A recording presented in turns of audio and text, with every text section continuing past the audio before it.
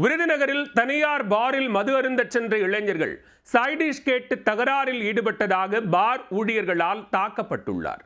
பதிலுக்கு இளைஞர்களின் நண்பர்கள் பாருக்குள் புகுந்து ஆக்ரோஷத்தில் ஈடுபட்டனர். சைடிஷ் தகராறு கொலைவெறி தாக்குதலில் முடிந்ததன் பின்னணி என்ன? விருதுநகர் மாவட்டம் அருப்புக்கோட்டை காந்திநகர் பகுதியில் தர்மா ரெக்ரேஷன் கிளப் என்ற தனியார் மதுபான பார் இயங்கி வருகிறது. சம்பவத்தன்று இங்கு மது அருந்த வந்த பந்தல்குடியைச் சேர்ந்த இரு இளைஞர்கள் பீருக்கு இலவசமாக வழங்கும் சைடிஷ் கேட்டுள்ளனர்.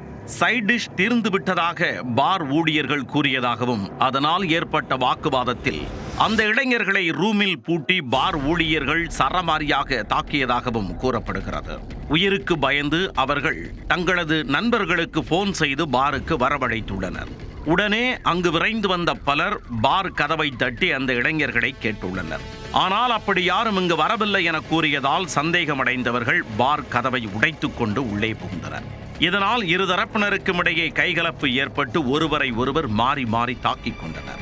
தகவல் அறிந்து வந்த போலீசார் பாருக்குள் நுழைந்து ரூமில் பூட்டி வைத்திருந்த அந்த இளைஞர்களை மீட்டனர்.